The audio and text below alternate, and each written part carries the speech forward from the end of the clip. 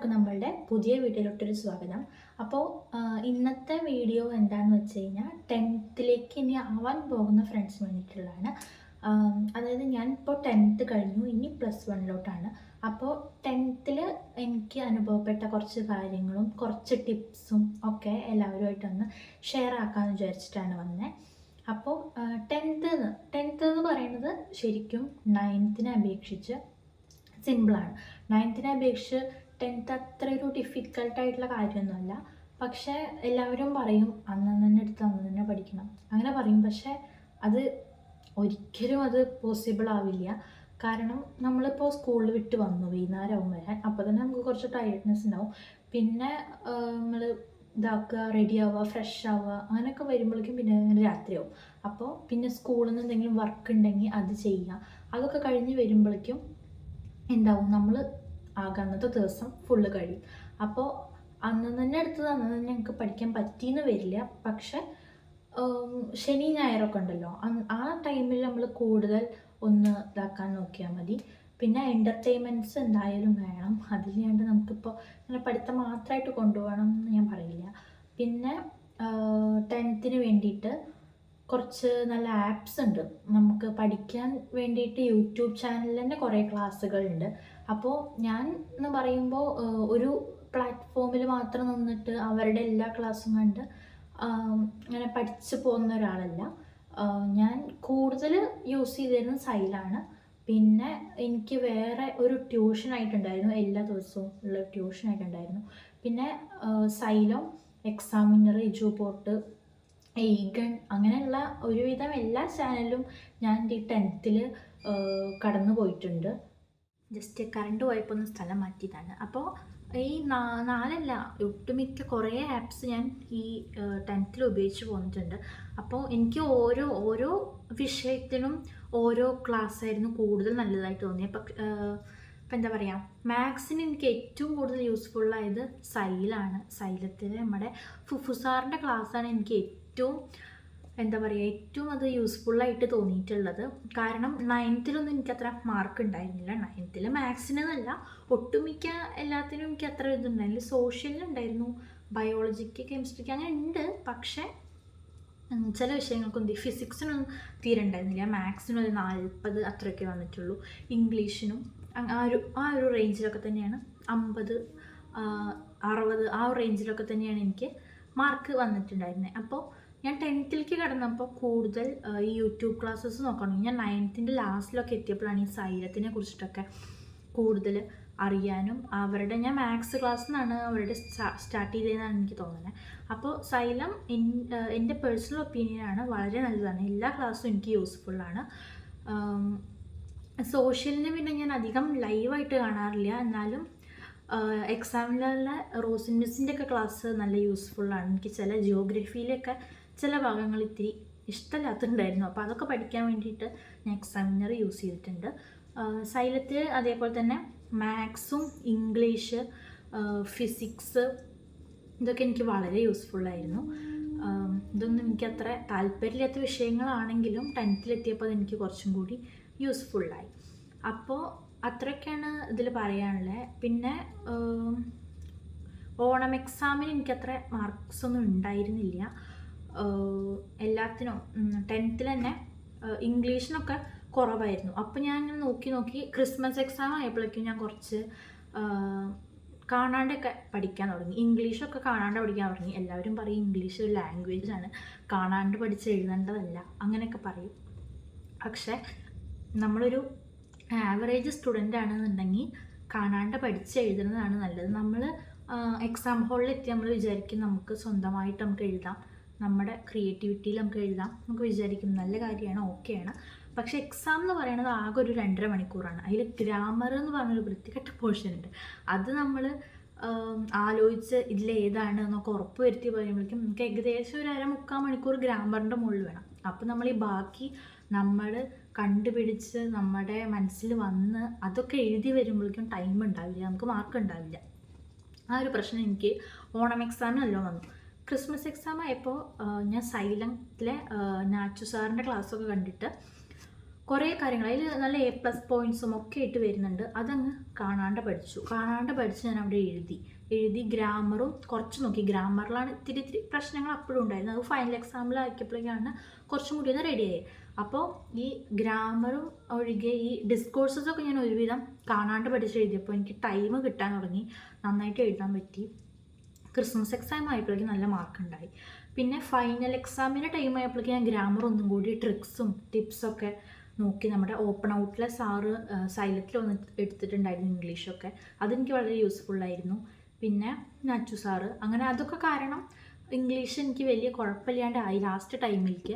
പിന്നെ ഞാൻ സത്യം പറഞ്ഞു കഴിഞ്ഞാൽ ഈ 10th തുടങ്ങിയിട്ട് കുറച്ചായിട്ട് എന്നും ട്യൂഷനിൽ പരീക്ഷ ഉണ്ടാവും. അപ്പോൾ അതുകൊണ്ട് എന്നും ഇങ്ങനെ കുറച്ച് പഠിച്ച് പോകേണ്ടതുണ്ടെങ്കിലും എനിക്കൊരു സ്ഥിരതയൊന്നും ഉണ്ടായിരുന്നില്ല. അത് വേറൊരു എക്സാമിനൊന്നും ചോദിച്ചു കഴിഞ്ഞാൽ ഞാൻ മറന്നു പോകും. ജസ്റ്റ് ആ എക്സാമിന് വേണ്ടി മാത്രം പഠിക്കുന്ന ഒരാളായിരുന്നു ഞാൻ. അതുകൊണ്ട് തന്നെ കുറച്ച് ബുദ്ധിമുട്ടുണ്ടായിരുന്നു. പിന്നെ ഈ ജനുവരി ക്രിസ്മസ് എക്സാം കഴിഞ്ഞ് അതിൻ്റെ വെക്കേഷനിലുണ്ടല്ലോ, ആ വെക്കേഷൻ ടൈം ആയപ്പോഴേക്കും അമ്മ കുറച്ച് ടൈം ടേബിളൊക്കെ തന്നു.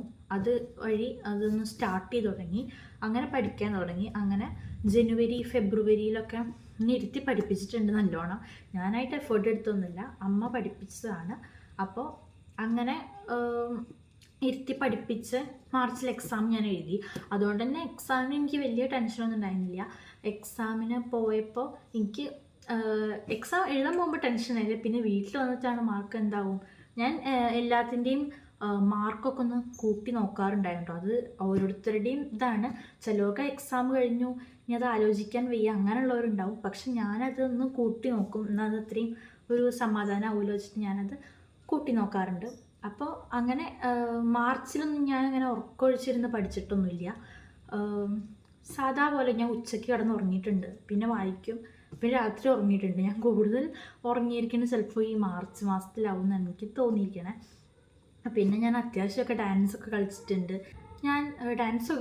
പാട്ട് കേട്ടിട്ടുണ്ട്.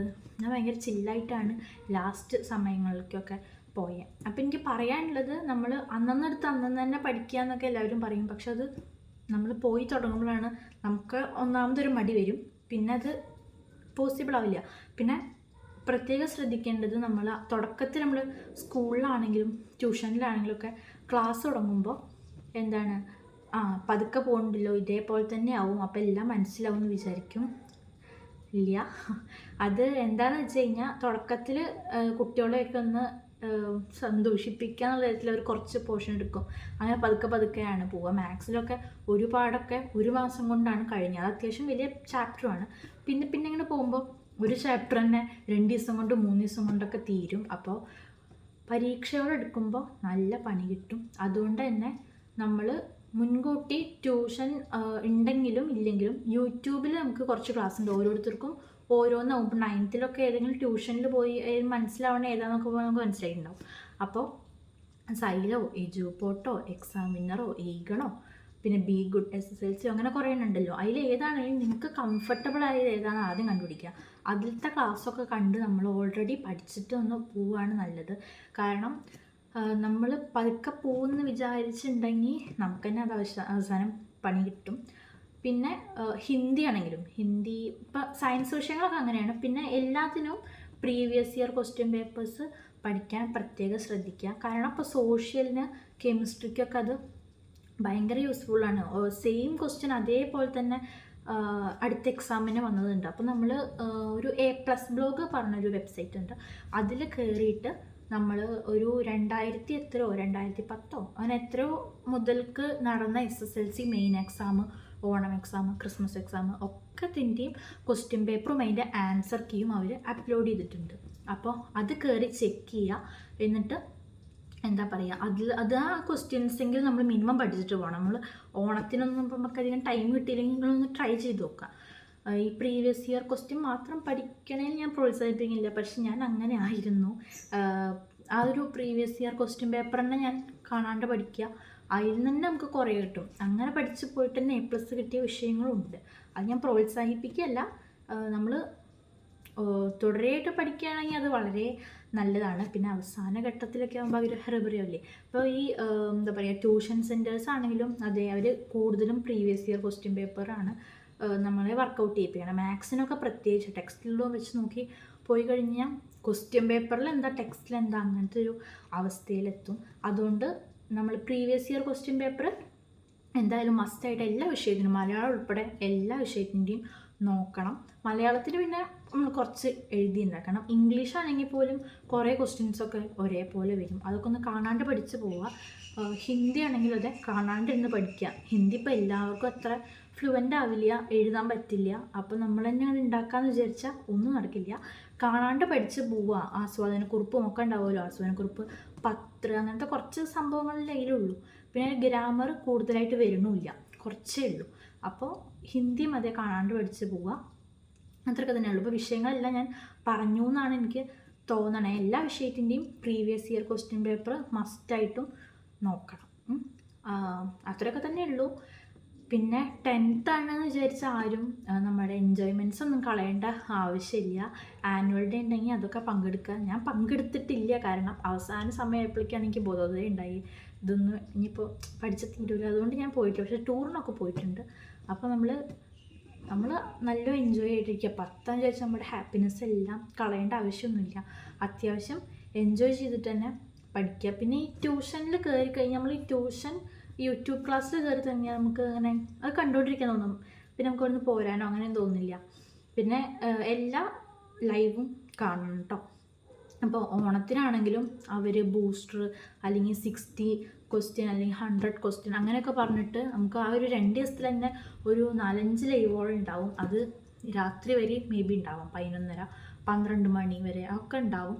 അതൊക്കെ ഇരുന്ന് കാണണം, കഷ്ടപ്പെടണം. അപ്പോൾ നമുക്ക് ഫുൾ A+ തന്നെ വാങ്ങാൻ പറ്റും. പിന്നെ ഇപ്പോൾ സോഷ്യലിനൊക്കെ ആണെങ്കിൽ ചില പോയിൻറ്റ്സാണ് പ്രാധാന്യം. പ്രീവിയസ് ഇയർ ക്വസ്റ്റ്യൻ പേപ്പർ നോക്കിയാൽ നമുക്ക് മനസ്സിലാവും കുറച്ച് ഇമ്പോർട്ടൻ്റ് ആയ ടോപ്പിക്സ് ഏതൊക്കെയാണ്, കുറച്ചല്ലാത്ത ഏതൊക്കെയാണ്. സോഷ്യൽ ടെക്സ്റ്റിൽ തന്നെ കുറച്ച് ഇമ്പോർട്ടൻ്റ് അല്ലാത്ത ടോപ്പിക്സ് ഉണ്ട്. അപ്പോൾ ഈ ഒരു വീഡിയോ ഒക്കെ കണ്ടു പോയി കഴിഞ്ഞ് കഴിഞ്ഞാൽ നമുക്കത് വീഡിയോ മാത്രം കണ്ടാൽ വരാതിരുന്ന് പഠിക്കണം, അതിനുള്ള ടൈമും കൂടി കാണണം. അപ്പോൾ അതൊക്കെ കണ്ടു കഴിഞ്ഞാൽ നമുക്ക് ഏകദേശം മനസ്സിലാവും എവിടെ നിന്നാണ് ക്വസ്റ്റ്യൻ വരിക. സെയിം ക്വസ്റ്റ്യൻ തന്നെ വരലുണ്ട്, അപ്പോൾ നമുക്ക് സിമ്പിളായിട്ട് എഴുതാൻ പറ്റും. പിന്നെ സോഷ്യലിൻ്റെയൊക്കെ പ്രത്യേകത എന്താണെന്ന് വെച്ചാൽ, എനിക്ക് സോഷ്യൽ ഇഷ്ടമായിരുന്നു. 8th വലിയ ഇഷ്ടമില്ല, പക്ഷെ 9th എത്തിയപ്പോൾ മുതൽ നല്ല ഇഷ്ടമായിരുന്നു. A+കളും ഉണ്ടായിട്ടുണ്ട്. അപ്പോൾ സോഷ്യലിൽ എന്നൊക്കെ പറഞ്ഞാൽ 4 മാർക്കിൻ്റെ ചോദ്യമൊക്കെ വെറും 4 പോയിൻ്റ് എഴുതിയാൽ കഴിയുന്ന കാര്യങ്ങളുണ്ട്. 3 മാർക്കിനും അതെ 3 പോയിൻ്റ് എഴുതിയാൽ. 10th അങ്ങനെയാണ്. എസ് ഒഴികെ ബാക്കി എല്ലാത്തിനും പോയിൻറ്റിൻ്റെ ആവശ്യമുള്ളൂ. അപ്പോൾ അത് വളരെ യൂസ്ഫുള്ളായ കാര്യമാണ്. പഠിക്കുമ്പോഴും നമ്മൾ അങ്ങനെ തന്നെ പഠിക്കുക. പിന്നെ വേറൊരു ബുക്ക് നമ്മൾ വാങ്ങിയിട്ട് അതിൽ ഇമ്പോർട്ടൻ്റ് ആയിട്ടുള്ള എല്ലാ സബ്ജക്റ്റിൻ്റെയും പോയിൻറ്റ്സ് എഴുതി വയ്ക്കുക. ഞാൻ ഫിസിക്സിൻ്റെ ആ ഒരു മിററിൻ്റെ ഒക്കെ ഒരു സംഭവം വരുന്നുണ്ട്, അതൊക്കെ വരച്ച് പഠിച്ചിട്ടുണ്ടായിരുന്നു. പിന്നെ കെമിസ്ട്രിയിലെ ലാസ്റ്റത്തെ ഒരു 6ാമത്തെയും 7ാമത്തെയും ചാപ്റ്റർ അത് അങ്ങനെ എഴുതി വെച്ചിട്ട് അതിൽ പ്രധാനപ്പെട്ട കുറച്ച് സംഭവങ്ങളൊക്കെ എഴുതി വെച്ചിട്ട് പഠിച്ചിട്ടുണ്ടായിരുന്നു. അങ്ങനെ ഇംഗ്ലീഷിൽ ഗ്രാമർ അങ്ങനത്തെ കുറച്ച് സംഭവങ്ങളൊക്കെ നമ്മൾ പ്രധാനപ്പെട്ടായിട്ട് നോക്കുക. പിന്നെ മാത്സിൽ എല്ലാ ചാപ്റ്ററിലെയും ഇക്വേഷൻസ് എഴുതി വെക്കണം, അത് മസ്റ്റാണ്. അപ്പോൾ നമുക്ക് എക്സാമിന് പോകുമ്പോൾ അത് നല്ല യൂസ്ഫുള്ളായിരിക്കും. ആ ഒരു ഇക്വേഷൻ ജസ്റ്റ് നോക്കി നമുക്ക് പെട്ടെന്ന് കത്തും, എവിടെ ഇരിക്കണമെന്ന് നമുക്കറിയാം. മറ്റേ നമ്മൾ നോട്ട്ബുക്ക് എടുത്ത് നോക്കി കഴിഞ്ഞാൽ ഒരിക്കലും കിട്ടില്ല. അതിൽ കുറേ പ്രീവിയസ് ഇയർ ക്വസ്റ്റ്യനും അല്ലെങ്കിൽ ടെക്സ്റ്റിലെ ക്വസ്റ്റ്യനും ഒക്കെ ആയിട്ട് നമുക്ക് ഇക്വേഷൻ അധികം കിട്ടില്ല. അപ്പോൾ ഇങ്ങനെ ഒരു നോട്ട് ഉണ്ടെങ്കിൽ അതിൽ ഓരോന്നിൻ്റെയും പേരെഴുതുക, അതിൻ്റെ ഇക്വേഷൻ എഴുതുക, അതിൻ്റെ ഒരു പ്രോബ്ലം എന്തെങ്കിലും ഒന്ന് ജസ്റ്റ് ഒന്ന് എഴുതി വയ്ക്കാം. ചെറുതായിട്ടൊരു പ്രോബ്ലം എന്തെങ്കിലും എഴുതി വെച്ച് കഴിഞ്ഞാൽ നമുക്ക് എക്സാം ടൈമിൽ വളരെ യൂസ്ഫുള്ളായിരിക്കും. പിന്നെ എനിക്ക് പഠിക്കാനുള്ള ബുക്കുകളിൽ ഏറ്റവും യൂസ്ഫുള്ളായിട്ട് തോന്നിയിരിക്കുന്നത് എക്സാമിനറിന് നമുക്ക് ബുക്ക് മാത്രമായിട്ട് വാങ്ങാൻ എനിക്ക് കഴിഞ്ഞ പ്രാവശ്യം കിട്ടിയിട്ടായിരുന്നു, ഇപ്രാവശ്യത്തെ അറിയില്ല. നമുക്ക് 10 വിഷയത്തിൻ്റെയും ബുക്ക് നമുക്ക് എക്സാമിനറിൽ നമുക്ക് ബുക്ക് കിട്ടും ഓരോന്നിൻ്റെയും. അപ്പോൾ അതും അതിൻ്റെ ഒരു എന്താ പറയുക, കുറേ ക്വസ്റ്റ്യൻ ബാങ്ക് ആയിട്ടുള്ളൊരു ബുക്കുണ്ട്. അതെനിക്ക് വളരെ യൂസ്ഫുള്ളായിരുന്നു. അതിൽ ഇഷ്ടം പോലെ പ്രീവിയസ് ക്വസ്റ്റ്യൻ ഉണ്ട്. അതൊക്കെ പഠിച്ച് പോയാൽ തന്നെ നമുക്ക് നല്ല മാർക്ക് കിട്ടും. അപ്പോൾ എക്സാമിനറിൻ്റെ ആ ഒരു ഗൈഡ് 10 വിഷയത്തിലുണ്ട്, 10 വിഷയത്തിനുണ്ടായിരുന്നു. അതെനിക്ക് വളരെ യൂസ്ഫുള്ളായിരുന്നു, എനിക്ക് വളരെ ഇഷ്ടമായിരുന്നു. എനിക്ക് ഉള്ളതിൽ വെച്ചിട്ട് ഏറ്റവും ഇഷ്ടപ്പെട്ട ബുക്കും ഈ എക്സാമിനറിൻ്റെ ആയിരുന്നു. അപ്പോൾ ആ ബുക്ക് എല്ലാവരും ഒന്ന് വാങ്ങി നോക്കുക, നല്ലതാണ്. എനിക്ക് വളരെ യൂസ്ഫുൾ ആയിട്ടുണ്ടത്. മറ്റ് ബുക്കുകൾ നമ്മൾ വാങ്ങിയതിനേക്കാളും അത് കുറച്ചും കൂടി കണ്ടൻറ് ഉണ്ടെന്ന് എനിക്ക് തോന്നിയിട്ടുണ്ട്. അപ്പോൾ ഇത്രയൊക്കെ പറയാനുള്ളൂ. പിന്നെ എനിക്കൊരു ഇൻസ്റ്റാഗ്രാം പേജ് ഉണ്ട്, അത് നമ്മൾ കൊടുക്കാം. അതെല്ലാവരും ഒന്ന് കയറി ഫോളോ ചെയ്യണം. അപ്പോൾ അത്രയൊക്കെ പറയാനുള്ളൂ. അപ്പോൾ എല്ലാ ടെൻത്തിലുള്ളവരോടും ഇത്രയും പറയാനുള്ളൂ. നമ്മൾ ടെൻഷനൊന്നും അടിക്കണ്ട, നല്ല ഹാപ്പി ആയിട്ട് പോവുക, നല്ല എൻജോയ് ചെയ്ത് നടക്കുക. പിന്നെ കുറച്ചൊക്കെ പഠിക്കണം, എന്നാലും നമുക്ക് ലാസ്റ്റ് ഫൈനൽ എക്സാം കൊടുക്കുമ്പോൾ ഫുൾ A+ റിസൾട്ടൊക്കെ വേണ്ട. അതിന് വേണ്ടി നമുക്ക് കുറച്ചൊന്ന് പരിശ്രമിക്കുകയും കൂടി ചെയ്യാം. അപ്പോൾ വീഡിയോ ഇഷ്ടമായി എല്ലാവരും ലൈക്ക് ചെയ്യുക, പിന്നെ ടെൻത്തിലുള്ള ഫ്രണ്ട്സിന് ഒന്ന് ഷെയർ ചെയ്ത് കൊടുക്കുക. പിന്നെ എന്തെങ്കിലും കമൻസൊക്കെ ഉണ്ടെങ്കിൽ അതൊന്ന് കമൻറ്റ് ബോക്സിൽ ഇടുക. അപ്പോൾ അത്രയൊക്കെ പറയാനുള്ളൂ. Thank you.